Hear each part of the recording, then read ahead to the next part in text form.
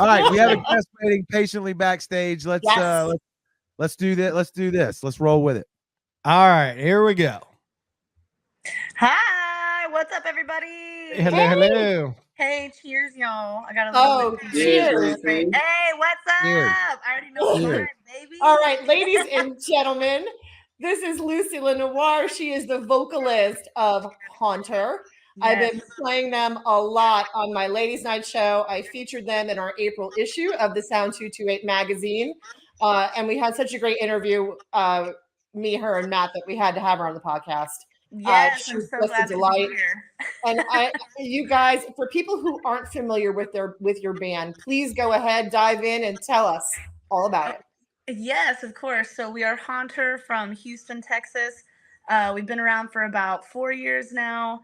Our songs are all produced by Tyler Smith in Los Angeles. He does like I Prevail and Pierce the Veil as well. So he's fantastic as a producer. He's usually a metal producer, but he's done all of our stuff. We've got a few music videos out, and we're about to take over the world. So I hope everybody's cool with that.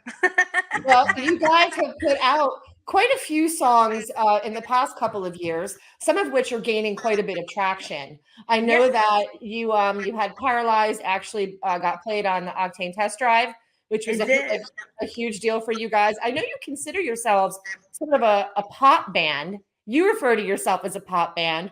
I'd like to say pop rock crossover band. Because I greatly appreciate that. Thank you. Because I don't feel it's music that it's really uplifting. It makes you feel good, and your vocals are so beautiful. How long have you been singing? Oh my God. Like in all, literally my entire, like since I was 5, I told my parents that I wanted to be a vocalist when I was 5 years old. So ever since then, basically, but professionally, I've been in band since I was 15, y'all. I'm from the country too, so it was like a weird thing for me to even want to be a vocalist, but I was like, nah, I know I'm a little weirdo. I got to do something different. So I've been making music this whole ass time. And I've been in Haunter for about 4 years now, and I was also in a metal band for about 12 years as well called Apotheca. So I've been all over the place making music, and it's just literally my entire life. You know, it's like all I do, that and tattoo. So, and I just tattoo to really, you know, nourish my metal and pop music habit, really, you know. So that's like my whole life basically. I love it. Well, coming from a metal band and then going to the sounds of Haunter, it's quite a drastic difference. What has that been like for you? And do you find it easier? In a weird way, it's actually a little harder, which you would think the opposite. So, you know, exertion wise, absolutely with the screaming, you know, that'll definitely get you tired, you know, if you're not fit for sure. The pop is like, it's more challenging in a different way because it's like we have to make it simple, but like as effective as possible. So I don't get to tell like, you know, this beautiful, like deep, wrenching poetry that I write for metal stuff, you know. It's like so simple that I have to really like reel all of that back so much, which is like so challenging for me because I just want to put everything I think down out on every single song, something deep and, you know, but sometimes you just got to jam with a pop song, you know. So it's been a challenge for me to like reel that back. But Tyler and Enoma, my guitarist as well, are fantastic songwriters and fantastic pop fans. They pay attention to so much and had so much good input on the writing as well. So it's not just me, it's definitely them too. But it's been a big change for sure. I will say I miss grabbing people by their faces and yelling at them. I will say that. I would do that performing, and I'm like, I haven't grabbed a head in a long time. Like, well, that's okay because I think you're grabbing people's spirit with your lyrics. I really think that a lot of your vocals are quite anthemic, and I think maybe what we should do is dive into the video. Sure. That way people can hear and see you. But before we do, Jared, Okay, cue it up. I love it. We always say on the show before we play a artist or a band's video, you can either tell us nothing or tell us everything about the song, what it means, the lyrical content, what have you. Okay, so we have a couple of videos out, but if y'all want to play Illuminate is the song that I'm thinking of, if that's what y'all were thinking. Wait, what do we have? Hold on, what do we have? We're playing Untouchable. I actually had Untouchable. Okay, yeah. Untouchable. There we go. So if you want to play that guy. So basically this song, we were in Los Angeles and we were like, we have to write. And it's funny that you say anthemic because that's absolutely what we were going for. So I appreciate that. We were trying to just write a song that sounded massive. And my goal with it when we started writing it, I was like, I want to write something that could be on like the end of a Disney movie. I know that sounds goofy, but just I was like, I want it to be the most massive song that's like inspiring and huge, and I think we absolutely got that. We wanted it to, the white stands for just like the purity of kind of being like so inspired by everything and keeping yourself whole. Basically, we were trying to make sure like this was the biggest thing that we've ever done in saying basically you can do whatever you want to do, which is so cheesy, but in the same breath it's like you have to keep saying that because those are the things that people hang on to, that keep people going and pushing forward. So we wanted to definitely have this video and the transformation from the little girl to the adult boxer in the video. We wanted to be sure that people kind of saw like we've all been through struggle too, so we were trying to put that into the video and show no matter what you've been through, you can absolutely turn it into something else. So we were trying to write the most anthemic, inspiring, gigantic song of all time that we've done so far, because there will be more, but so far this is the biggest anthemic song that we have. And yeah, that's this song. It's supposed to be inspiring and make you feel like you can do anything. And I feel like the last chorus of the song, it gets me teary-eyed. Like the first time we watched it, we literally all were just like tearing up. We're like, wow, holy shit, that's our band. So it was a big moment for us. So I love this video. Made us feel like we were doing something right watching it. We were all like, holy shit, that's us. Like, so this song is that moment for us, basically. Like, That's awesome. We're good. All right. So yeah, I love this song, and I hope everyone likes it just as much as I do. It's one of my favorites. All right, well, here it is. It is Haunter and Untouchable on the sound. There it is. That is Untouchable, and it's Haunter. I think your voice Great tune. Oh, I just think your voice is just magic. Absolutely. Yeah. I mean, to go from, because you don't look like a pop star, let's be honest. But not at all. But your voice, it just transcends. Like I've listened to some of the Apotheca tracks, and so I've heard what you can sound like. I love hearing. You're welcome. I love hearing the other side of it. It's definitely, I love singing so much. Of course, the screaming is like, I love it. I will always love it. But I love being able to show my full voice and really belt. And, this song is great. Don't get me wrong. But like, there's other ones that we haven't even released yet that are just like, I can't wait for them to come out already. And it's like planned a year in advance. And I'm like, oh my God. So they do get better. I will say that. Just keep on listening, because I already know how it's going to end up. I feel so good about everything. Like we have something that a lot of people don't have, and along with really good people in the band as well, which is hard to find. Like there's usually some sort of turd or like, someone's weird or creepy or something. We're all just like really happy best friends that make music. And I feel like that's, I don't know. I feel really like something's got to happen with it, right? Yeah.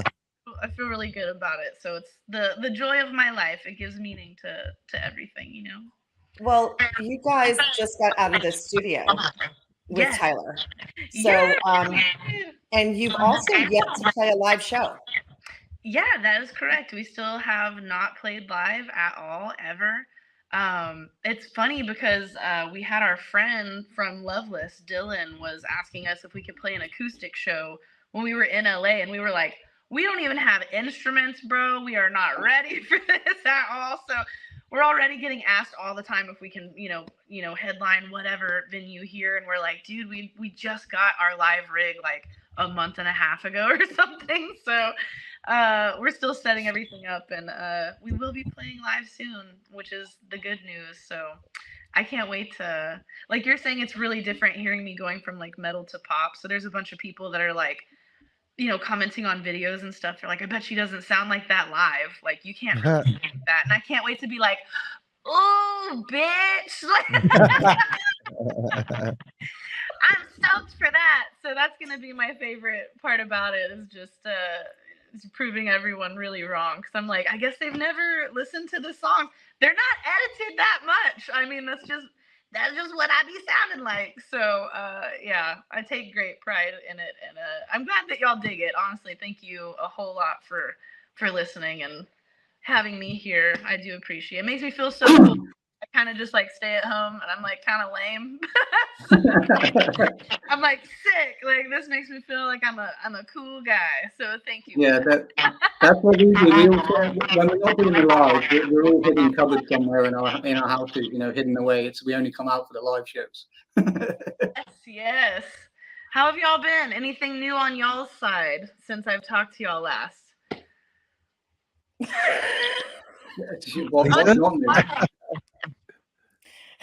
That's a long list. Okay. That's a long list. Yeah, we're all stupid busy. Yeah, we're all stupid busy. But I would love to know more about. I mean, you guys have over 1 million streams for a band that's never played live, and you have over 12,000 monthly listeners on Spotify. So for a band that's never played live, you're obviously doing something right. I mean, apparently we don't suck, so that's the good news. Right. I think having Tyler as our producer really does help. He's an absolute genius with everything that he does. That dude does not have bad ideas. He's got great taste. He's so, like, it's magical to watch him. Like, anything that you say, he's like, okay, and just brings it to life, and it's the coolest shit you've ever heard in your whole entire life. So he's just a genius. I don't know how else to put that. It definitely helps having him in our corner. Yeah, I'm excited that every song that we write seems to, honestly, and I know every band says that, but it really does feel like we're getting better, and the style is changing as time goes on. So the next few songs, I cannot wait for y'all to hear them. Really, you're gonna be very surprised. I love it. What I want to know is, I want to know Lucy's story. How did this small little 5-year-old girl from a small town make her little dream come true? Like, what did you put into place? How did you become an apotheker? And how was Haunter created? Was it there already and you pre-joined, or did you all create it together? So, start at the beginning. It's a long story. I'm going to try to dwindle it down a little bit. So, from being 5, I remember starting out, and I told my dad, I was like, I'm going to be a singer when I grow up. And I grew up in Willis, Texas. It was a teeny little town, like an hour north of Houston. I think the population at the time was like 6,000 or something. I always literally felt like I just knew this is what I wanted to do. I don't know how else to put that, but literally from being like 5 or 6 years old, I was like, I'm supposed to be singing. Like, I would hear the songs on the radio, and from being so young, I was like, that's it. I don't know what it was. I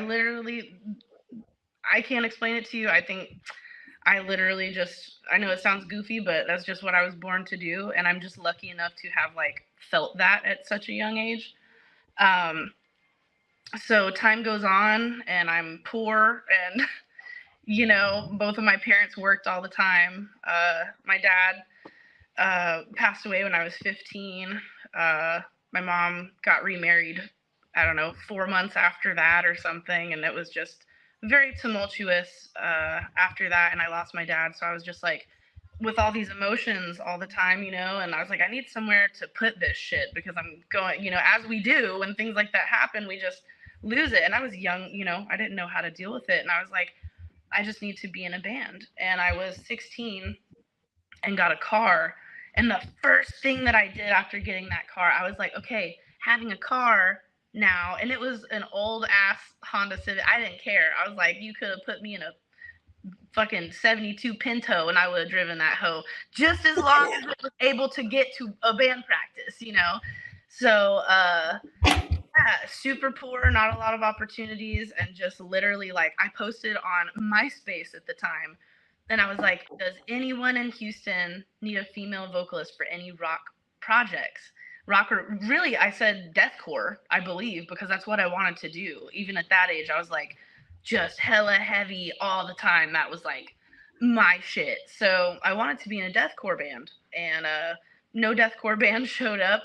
I didn't know enough people, I guess, but somebody responded and they were like, oh yeah, there's this band called Failed to Reason, which is crazy because I haven't even talked about this band in so long. But I was like 16, tried out for that band, turned 17.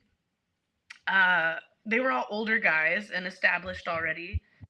They had a female vocalist before me, and I, just kind of took her spot or whatever. I was like, I'll take whatever I can get. I just wanted to be in a band of some sort. So I'm still friends with all the guys. They're really cool people. And I was in that band for, oh my God, like a year or something. And then I found Adamantium at the time, which before it was Apotheca, it was Adamantium. Yes, like Wolverine, Adamantium.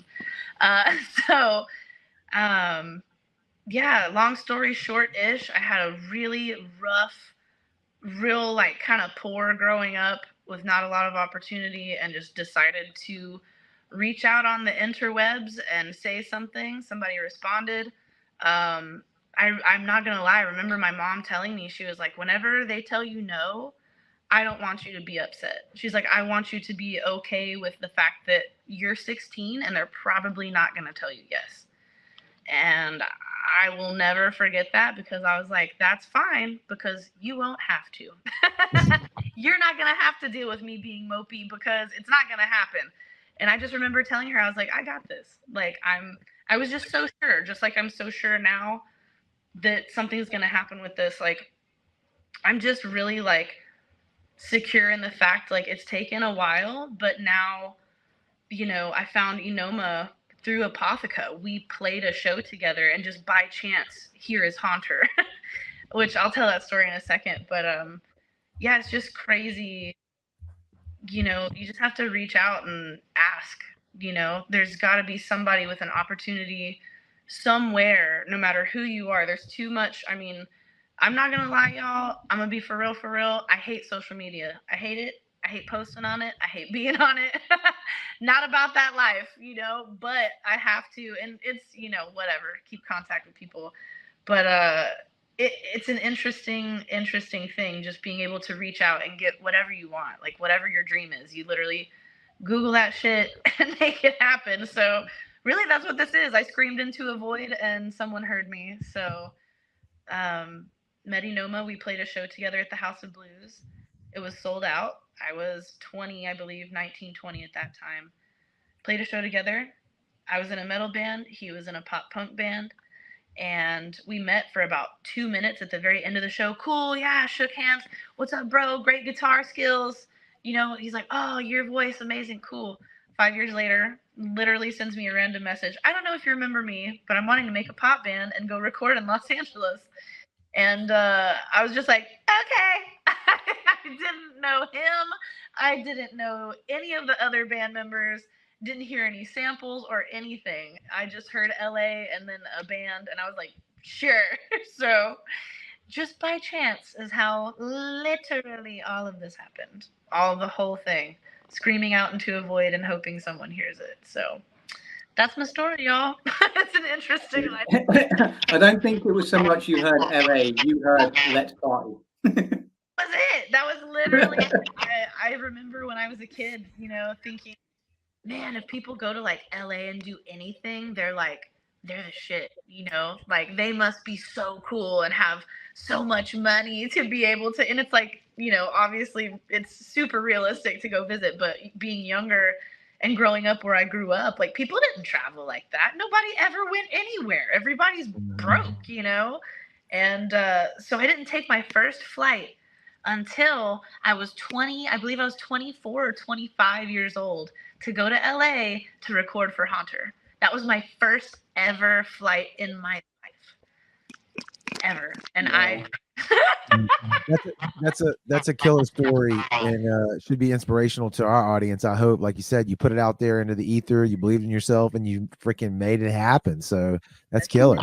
That's it. I just got real lucky and have, I really think that the energy that you put out makes it real. If I told myself, oh my God, this is never going to happen, like people do, because it is unrealistic. I'm not dumb. It is goofy and crazy and, like it's an interesting thing to do. I'm going to keep doing it anyway, It's the joy of my life. So There you go. I'm glad people enjoy my voice at all. I know something's going to happen. And if not, I'm with the hippie vibe that whatever's meant to be is meant to be. And y'all, I'm just really enjoying myself in what I'm doing. And I'm very happy to be here with y'all and to be able to make art and literally get anyone feeling any kind of way. Life is rough. So to be able to make something out of nothing that hopefully makes people feel better is just like, I feel like my life is real complete. I put out a lot of good like energy, and this literally right here being on, shows like this and talking, like I already know y'all are all great people. And I'm just like really honored that anyone listens to anything that I do, and hopefully just having that attitude will make other people have that attitude and push forward, no matter what, and just enjoy the ride, baby, because that's all we're here to do. with the perspective like that, you've already won. So you know what? I'm usually like, but I thank you, because I feel the exact same. I'm very fortunate to feel the way I do and just be so like content with everything. Everything's, I get to make art. I tattoo for a living. So if y'all are ever in Houston and y'all want to come get tattooed, hit me up. nice. But my whole life is just art, and I live off of literally just doing that, and that's all I could ever ask for. So thank you guys for acknowledging anything that I do. I appreciate y'all listening and having me here. Thank you for that. It's like something I say to her. We talk about levels of success with bands and stuff all the time on this show, and I always say it's if it's something you really want to do, and again when you're tattooing and you're loving what you're doing, like some people, we need to make millions doing this and that. If you're loving what you're doing and you're happy where you are in what you're doing, then you're successful. I appreciate you saying that, and I do agree with you. Honestly, it's been like I said, and I'm not gonna get into like details or whatever, but my life, oh my God, if I told y'all, y'all, like my whole life has been just one like crazy shit too. Not like, it's been interesting. So to be like have so much, like the whole beginning of my life was just can I say fuckery is the word for it? That's the word for it. Just a whole bunch of fuckery. And now I think because of all that, it's forced me to just be like, I'm not going to do anything in life, and I don't think anybody should. It sounds a lot easier than it really is. I'm going to be realistic, but if you're not passionate about it, don't do it. Yeah. Right. If it doesn't make you happy, quit your job. Who cares? Go live in a smaller apartment if that's what makes you happy. People are so, like you're saying, locked up and being, I got to be in a band that's going to make $1 jillion. Who gives a shit? Are you enjoying making those $1 jillion? Because I see people all the time that are doing so well that are just severely depressed and just empty. Yes, empty is a fantastic word for it, because it can be, but you have to balance. You know what I mean? Like being a musician is like, I've said it before when I was like, I'm not gonna lie, like I have like mad depression and I have no problem telling people about it, but sometimes it feels like when you're empty like that and you're having to perform, it feels like being a clown almost. It's just like putting on a mask and being like, everything's great, and a lot of people, I feel like especially metal and like rock, people in general, musicians, just are so hard on ourselves because we got to be a hard ass and we got to be like, tough and, all the time. Who gives a shit, dude? are you enjoying what you're doing? Because like that pretending shit is what makes people, not be here anymore. So I've just like, sorry if it ruins the mood of the podcast, but it's some real, like, people like to pretend that, feeling that way is normal, and you have to like hide what, behind whatever facade, because you're like a metal whatever, you're too hardcore. Like, what's more hardcore is being really honest with yourself. Yeah. And that's the hardest shit to do. But after everything being so tumultuous in my life, like, I just don't want that. So the metal is always in me, but I don't have that, like, that intensity. I'm not that angry anymore. You know what I'm saying? Like, for instance, I don't know if y'all have seen this, but I have Pure Fury tattooed on my knuckles because those were song lyrics from when I very first started making music. And I'm getting that shit covered up because I am not purely furious anymore, y'all. I'm doing great. So I love to hear it. we gotta be real with ourselves and what makes us happy. We only get like 80 years or something, 90 years, and that's If we're it. lucky. Yeah, Yeah, exactly. lucky. And just so you know, you can never lower the tone of this podcast. Just take a look at the 4 hosts. That's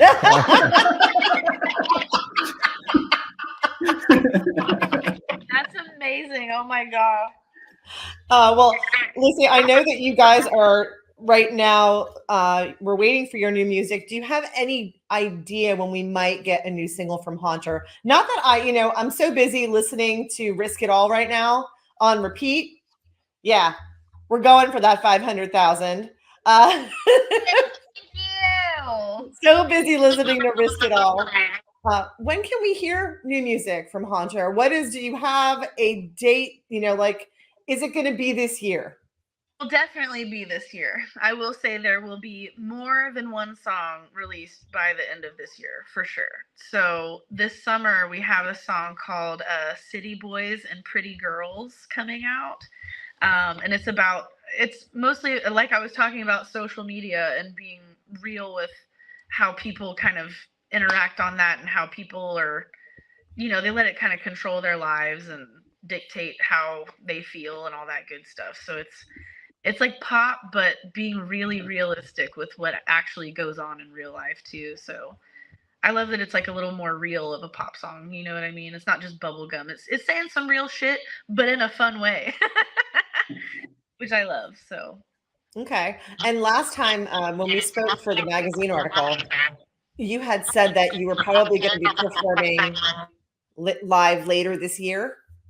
We're still planning on that. So we've got our live rig almost completely set up. Basically, we're just trying to figure out like either lighting, if we want to get our own lighting, or if we want to go with the lighting company and rent, or have a whole production company. So we're just trying to figure out like the logistics of how it's actually going to happen now that all the sound, half of it is dealt with.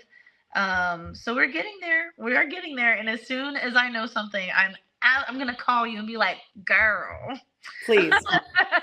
I'm so excited. I literally cannot wait to perform and show stuff. So I'll definitely let y'all know though, for sure. Thank you. All right. Well, where can everybody find you if they are looking for Haunter? So everything that you need to know, you can find if you go to haunterisn'treal.com. That's our site. It's got our link tree. It's got our videos. It's got our Spotify links and the email and the photos and it's got all the stuff. So Haunter, we are real, but the website is haunterisn'treal.com. You find everything that you need right there, and all of our social media is also at Haunter Isn't Real as well. So find us and chat with us, and we will absolutely respond to you. I hope you guys like the music. Oh, thank you so much for coming on the podcast. Always a delight speaking with you. And I tell you what, I really hope that you have that live show later this year, because I might need to come to Texas. Girl, me too. I got you. Come through, and I'll cook for you too. I got you. Hey, that's an invite there. Get you some good food, baby. I got you. Run to the airport. Right. All right, Lucy. Lucy, thank you so much, and we'll be catching up with you soon. Yes, thank you guys so much. I will see y'all soon. Be good until the next time. Thank you for having me. Good night.